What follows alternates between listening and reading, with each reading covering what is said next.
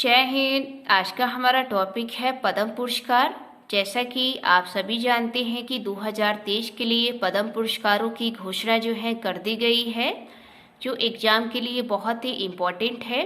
Exam कोई सा भी हो, पुरस्कारों से रिलेटिव क्वेश्चन जो हैं पूछे जाते हैं। तो आज हम लोग पद्म पुरस्कार में वही चीज़ें पढ़ेंगे जो एग्ज़ाम के लिए बहुत ही इम्पोर्टेंट है। तो चलिए शुरू करते हैं। यहाँ पर आप देख सकते हैं कि 25 जनवरी को पद्म पुरस्कारों की घोषणा की गई है। जैसा कि आप सभी जानते हैं कि 26 जनवरी को भारत में गणतंत्र दिवस मनाया जाता है। तो 26 जनवरी के ठीक एक दिन पहले ही 25 जनवरी को पद्म पुरस्कारों की घोषणा की गई। और आप यहाँ सूची में देखेंगे तो 6 पद्म विभूषण हैं, 9 पद्म भूषण हैं और 91 पद्मश्री पुरस्कार है।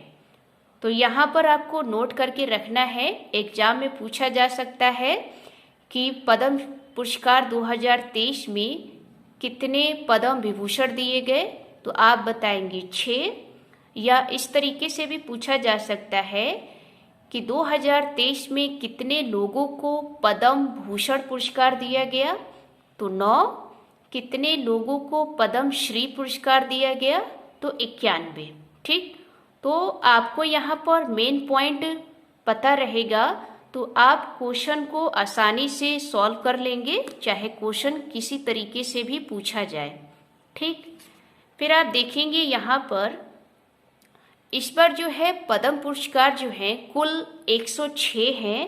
तो एग्जाम में पूछा जा सकता है कि 2023 में कुल कितने पद्म पुरस्कारों की घोषणा की गई है, तो 106। ठीक, फिर आप देखेंगे पुरस्कार पाने वालों में 19 महिलाएं शामिल हैं। महिलाओं को ध्यान में रखना है क्योंकि महिलाओं से रिलेटिव बहुत सारे क्वेश्चन जो हैं पूछे जाते हैं।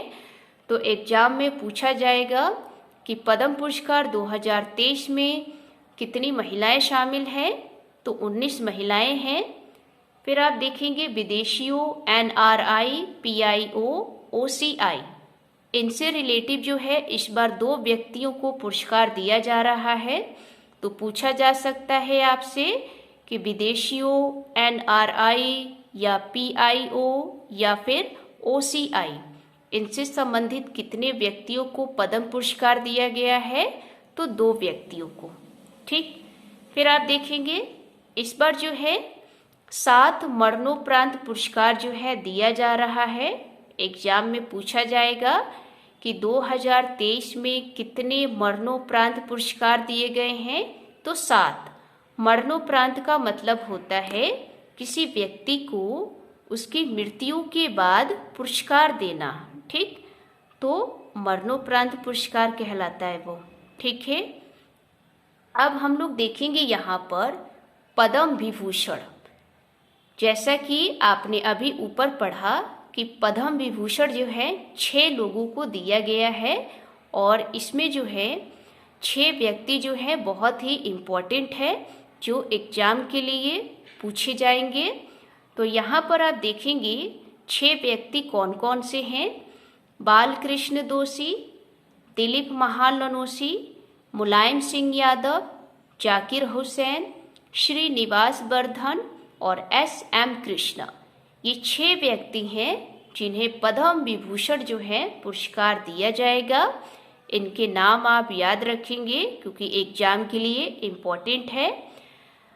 अब आप यहाँ देखेंगे ये जो बालकृष्ण दोषी हैं, इन्हें वास्तुकला के क्षेत्र में दिया गया है और ये गुजरात के रहने वाले हैं। फिर आप देखेंगे दिलीप महालनोसी, ये दोस्तों इन्हें चिकित्सा के क्षेत्र में दिया गया है। इनको आप तो नोट करके रख लीजिएगा क्योंकि एग्जाम कोई सा हो हर बार पूछा जाएगा। क्योंकि दोस्तों ये जो दिलीप महालनोसी हैं ये ORS के आविष्कारक हैं। आपने पहले टीवी में ऐड देखा होगा ORS का आविष्कारक जो है दिलीप महालनोसी ने किया था और इस बार इन्हें चिकित्सा के क्षेत्र में दिया गया है और ये पश्चिम बंगाल के रहने वाले हैं। ठीक, फिर आप देखेंगे मुलायम सिंह यादव, जैसा कि आप सभी जानते हैं कि मुलायम सिंह यादव जो हैं, इनकी एक पार्टी है समाजवादी पार्टी, और इस बार इन्हें लोक कार्य के क्षेत्र में पद्म विभूषण दिया गया है और ये उत्तर प्रदेश के रहने वाले हैं। तो यहाँ पर आपने देखा ये जो 3 व्यक्ति हैं, इनके क्षेत्र और राज्य, इनसे संबंधित आपको ध्यान रखना है और इन तीनों व्यक्तियों को मरणोपरांत पुरस्कार दिया गया है। इस चीज को नोट कर लीजिएगा। आपसे पूछा जा सकता है कि पद्म विभूषण में कितने लोगों को मरणोपरांत पुरस्कार दिया गया है, तो आप बताएंगे 3। पैसे तो कुल जो है 7 हैं, लेकिन पद्म विभूषण में कितने लोगों को दिया गया है? 3, जो बहुत ही ये खास व्यक्ति हैं, इसलिए आपको नोट करके रखना है। फिर आप देखेंगे जाकिर हुसैन, इन्हें दोस्तों कला के क्षेत्र में दिया गया है और ये महाराष्ट्र के रहने वाले हैं। फिर आप देखेंगे श्रीनिवास वर्धन, इन्हें दोस्तों विज्ञान और इंजीनियरिंग के क्षेत्र में दिया गया है और ये यूएसए के हैं, जैसे कि ये विदेशी हैं। ठीक। फिर आप देखेंगे एस.एम. कृष्णा।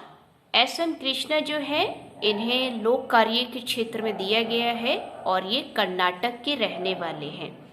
तो आपने देखा ये 6 व्यक्ति हैं जिन्हें पद्म विभूषण दिया गया है। इनका ये क्षेत्र है और ये राज्य है। तो हमें तीनों चीज़ों का यहाँ पर ध्यान रखना है, क्योंकि एग्जाम के लिए बहुत ही इम्पोर्टेंट है। अब हम लोग आगे देखेंगे, यहाँ पर नोट करना है यूपी। यूपी यानी कि उत्तर प्रदेश। उत्तर प्रदेश को इस बार जो है पद्म पुरस्कार 8 मिले हैं। 8 में से एक जो है पद्म विभूषण पुरस्कार है, जो कि आप जानते हैं मुलायम सिंह यादव को मिला है और ये मरणोपरांत पुरस्कार है। 7 आप देखेंगे ये पद्म श्री पुरस्कार है। इस चीज़ को नोट करना है आपको। फिर आप देखेंगे एमपी।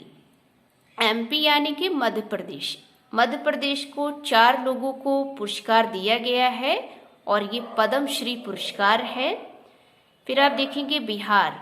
बिहार में 3 लोगों को दिया गया है पद्म श्री पुरस्कार। उसके बाद आप यहाँ पर देखेंगे राजस्थान। राजस्थान में 4 लोगों को दिया गया है और ये भी पद्म श्री पुरस्कार है। तो यहाँ पर दोस्तों राज्यों के नाम याद रखने हैं, किस राज्य को कितने दिए गए हैं। इसमें दोस्तों अभी हमने आपको केवल बेसिक बताया है।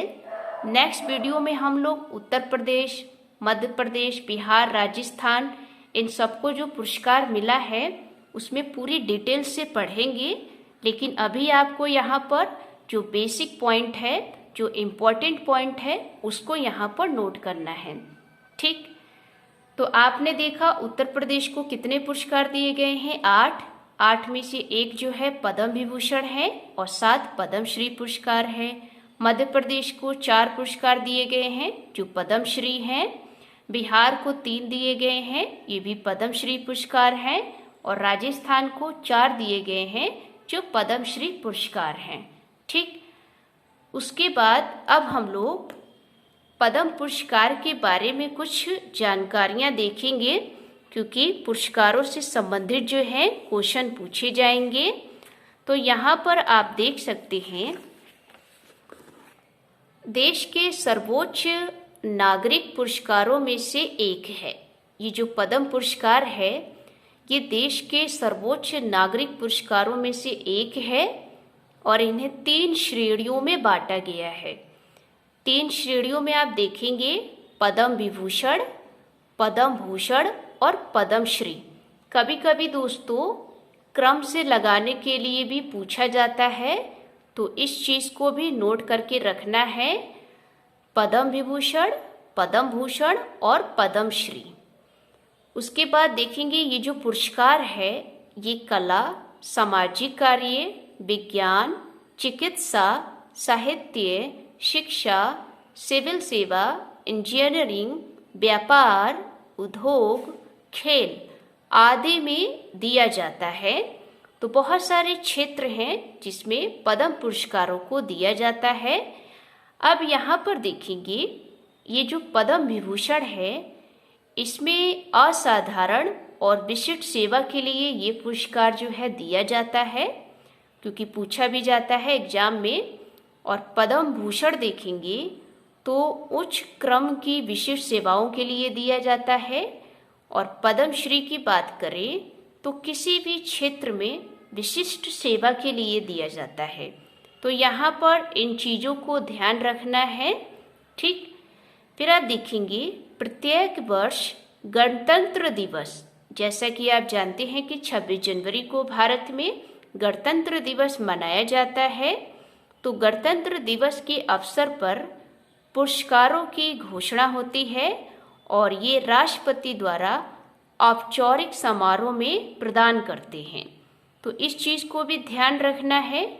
अब हम लोग पद्म पुरस्कार के इतिहास के बारे में जानेंगे, क्योंकि इतिहास में पीछे जाकर एग्जाम में पूछा जा सकता है, क्योंकि जो पीछे की जो बातें होती हैं इम्पोर्टेंट वो भी पूछे जाते हैं। तो आप यहाँ पर देखेंगे पद्म पुरस्कार इतिहास की बात करें तो भारत सरकार ने 1954 में 2 नागरिक पुरस्कारों की स्थापना की। तो आपसे एग्जाम में पूछा जा सकता है कि भारत सरकार ने कितने पुरस्कारों की स्थापना जो है 1954 में की, तो आप बताएंगे 2, ठीक। अब वो 2 कौन से हैं? एक है भारत रत्न और दूसरा पद्म विभूषण, ठीक। इस चीज को भी ध्यान रखेंगे आप। तो आपने देखा भारत सरकार ने 1954 में 2 नागरिक पुरस्कारों की स्थापना की, जिसमें भारत रत्न और क्या है, पद्म विभूषण। पद्म विभूषण को देखेंगे तो इसके 3 वर्ग हैं। 3 वर्गों के आप देखेंगे नाम में बदलाव किया गया, क्योंकि इसके नाम बदल दिए गए। वो कौन कौन से? पद्म विभूषण, पद्म भूषण और पद्मश्री। ये दोस्तों पद्म विभूषण के ही वर्ग हैं, इनके नाम में बदलाव किया गया और ये 3 पुरस्कार इन्हीं के हैं, ठीक है। तो आपने क्या देखा कि पद्म विभूषण जो है 3 वर्ग हैं, इसके नाम में बदलाव किया गया है, पद्म विभूषण, पद्म भूषण और पद्मश्री, ठीक। फिर उसके बाद आप देखेंगे 1954 में पहली बार पद्म विभूषण। दोस्तों यहाँ पर पद्म विभूषण की बात हो रही है। तो 1954 में पहली बार पद्म विभूषण किनको मिला? तो आप देख सकते हैं सत्येंद्र नाथ बोस, नंदलाल बोस, जाकिर हुसैन, बाला साहेब गंगाधर खेर और बीके कृष्णा मेनन। तो यहाँ पर भी आपको नोट करके चलना है, पूछा जा सकता है, क्योंकि 1954 में ही 2 नागरिकों पुरस्कारों की स्थापना करती है भारत सरकार। तो पूछा जाएगा कि 1954 में पहली बार पद्म विभूषण किनको दिया गया? तो यहाँ पर व्यक्तियों के नाम हैं सत्येंद्र नाथ बोस, नंदलाल बोस, जाकिर हुसैन, बाला साहेब गंगाधर खेर और बीके कृष्णा मेनन, ठीक। उसके बाद देखेंगे पहले गैर भारतीय पद्म विभूषण पुरस्कार विजेता। अब यहाँ पर क्वेश्चन को ध्यान से देखेंगे, क्या पूछा जा रहा है? पहले गैर भारतीय, ठीक है। ऐसे व्यक्ति जो गैर भारतीय हों उनको पहली बार पद्म विभूषण दिया गया हो, वो कौन है? भूटानी राजा जिग्मे दोरजी वांगचुक। दोस्तों ये भूटान के राजा हैं जिनका नाम है जिग्मे दोरजी वांगचुक। तो यहाँ पर नोट करके रखेंगे, पूछा जा सकता है आपसे कि पहले गैर भारतीय कौन थे जिन्हें पद्म विभूषण पुरस्कार दिया गया?